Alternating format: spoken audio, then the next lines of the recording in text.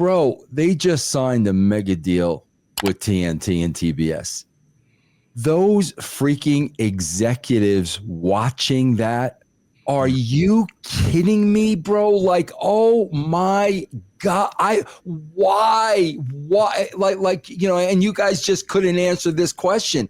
Bro, now you're effing with the contract. Now you're effing with big money. You know people are going to light up that switchboard. You know they are.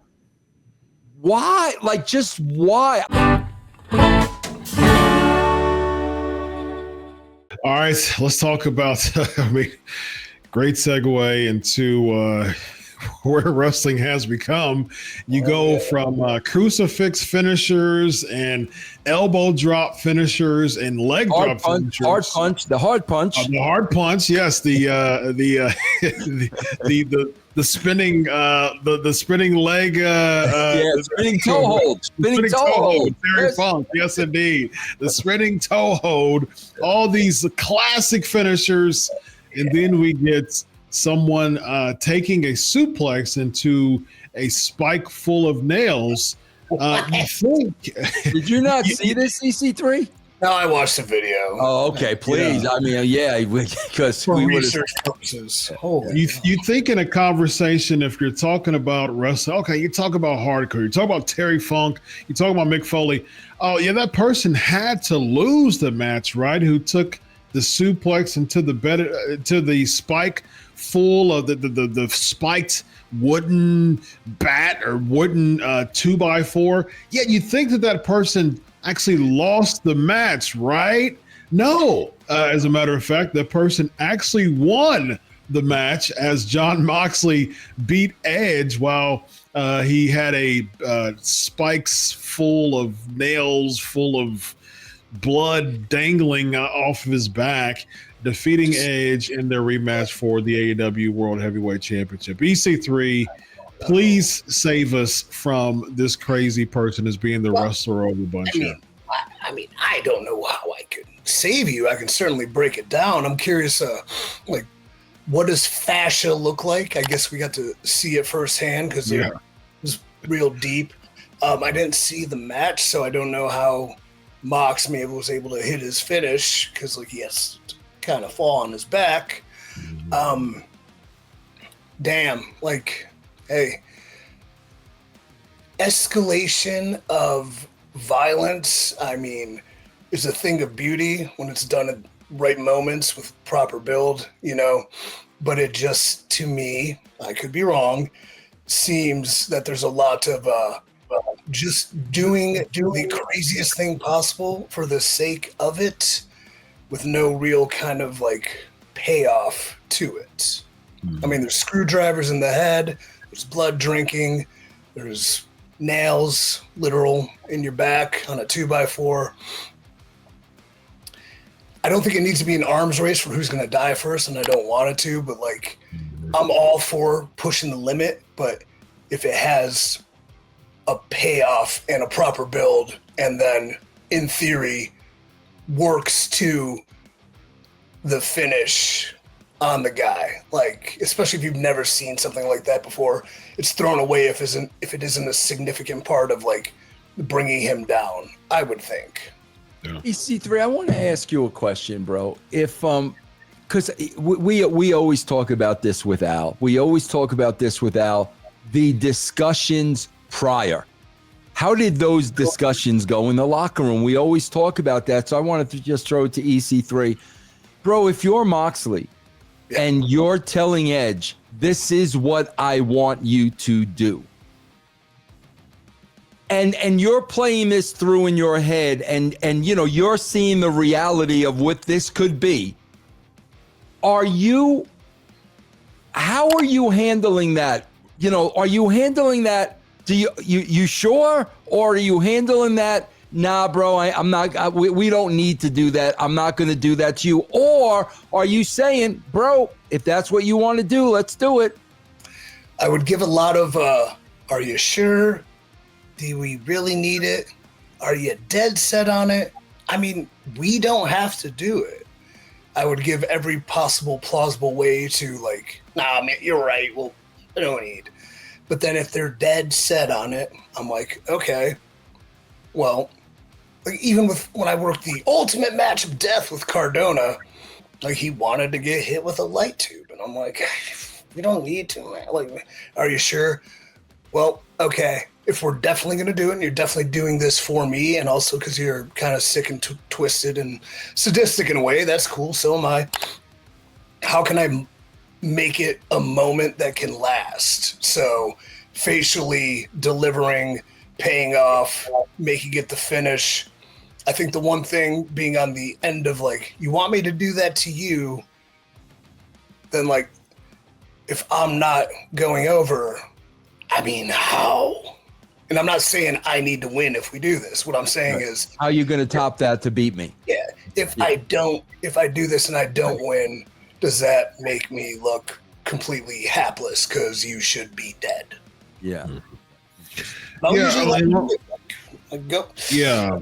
So psychologically, EC3, if you're thinking about like the heel and this dynamic with Copeland and Moxley, you would think that the babyface is going against all out, like he's going to the nth degree to be able to defeat the heel to win the championship. So he's willing to go to the limit of suplexing him on spikes in order to win the championship.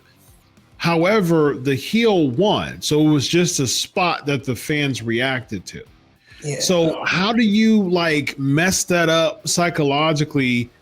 And have we got to the point now that a pop for the fans is more important than the psychology of a match? I don't know. I mean, Edge is one of the greatest of all time, living legend, like the highest levels of admiration and respect for him. So I never say he's making a wrong decision. Moxley, like I've worked with, I mean, he's reached apex levels of success. He's done things I haven't been able to do. Like I have great admiration for him. I don't know, man. I don't know why. I would, the match was, I assume, some sort of no DQ, right? Yeah. Like it was like just a kind of hardcore style rematch. As Cornetti would call it, lazy booking. Like that's something, if we're going to do this, maybe it's not no DQ and we've gone to this degree and we've done so much to each other where I do this to you, but then I am disqualified and you still retain the championship. And like, I made the mistake of going too far and that cost me. And I think there's a story there. I didn't see what the actual finish was, but that's Edge passed out to a choke from Moxley. Was there like a garrote wire involved or something? Was there a bag over his head or just a regular old choke? It's a bulldog choke. Hey. You know, Chris, here's the other side of it that nobody talks about, man. And these are the things like I always look at, bro. Like, bro, they just signed a mega deal with TNT and TBS. Those freaking executives watching that, are you kidding me, bro? Like, oh my God, why, like, you know, and you guys just couldn't answer this question, bro. Now you're effing with the contract. Now you're effing with big money. You know, people are going to light up that switchboard. You know, they are. Why? Like, just why? I can't imagine TBS and TNT, you know, an executive watching that or getting back to them and then them seeing what was on their air, primetime I can't imagine the reaction from those people. I think there'd be more intrigue, too, because it's so heinous and so, you know, violent. Like, could the show have, because it's live but tape delayed, cut when it happened? And then there's going to be enough residual footage from fans or strategically placed, like, fan cams that it can get out there and be seen, but then protect yourself with the network. It didn't air on network TV. Plus people at home going, I need to know more. Like what actually happened. I have to see this. I think there's business with that. You know, it's funny, man, because they're bleeping FU Cena, but that's a great point EC3 just had there, man. When he's clearly got those spikes in his back and Yuta's trying to pull that freaking thing out, how do you not go to a black screen? True. I mean, saying the F word is worse than that? Yeah. Yeah, and EC3, the point that you just made, very valid point, but it's just like, even with that though, yes, you'll have the cams, just kind of like the cams that are supposed to be there or staged, fan cams. But okay, cool. So you'll draw some people to talk about the spike spot.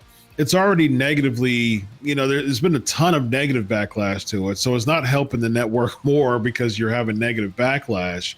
And so, okay, now people know about the spot, but the finish is the heel winning with that big spot. And now we're moving on to the next thing. And so, like, how do you top this? Like, we've gotten to a point now where the spot is bigger than the psychology, and what's next? Do you have to, is it just straight up being impaled at this point? Like, is that the next step of this? Just straight up impale. And like, where do we go from here if selling a suplex to a bunch of spikes is still causing someone to win a match?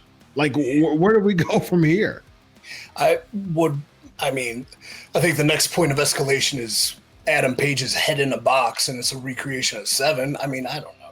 Something. Yeah. Well, what's funny, Chris? Again, let's get to the psychology.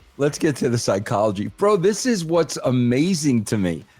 Bro, this business was built on being a work and illusion and making the people believe that something fake was real. That's what the business was built on. Bro, that was real.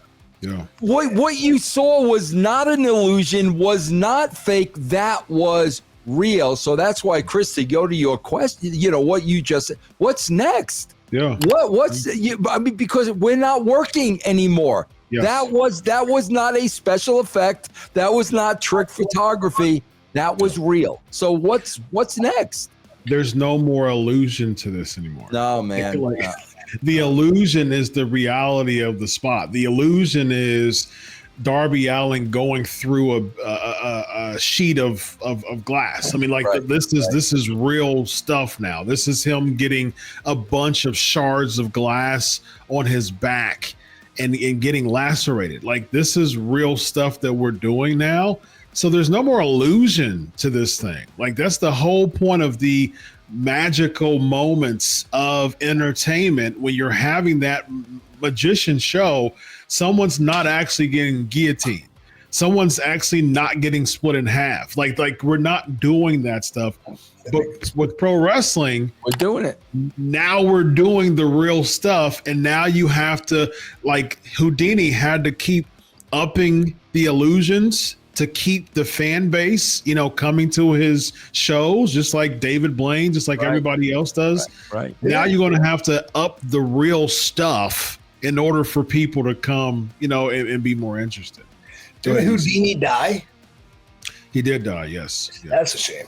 Like, one more thing to harp on it, and I think it would be something Al would say, but like, when you're approaching your matches, and I just wrote about this in my book, Rough Draft, what is the business of the match, right? Yeah. So what is the end result you desire? What is the overall, like, business of it? Heal up with a finish? Okay, then is that necessary? Like, or is the business impaling a dude and he survives it and he's really strong and he's a babyface? Like, what is the business of it? I don't know. I'm just curious if they do.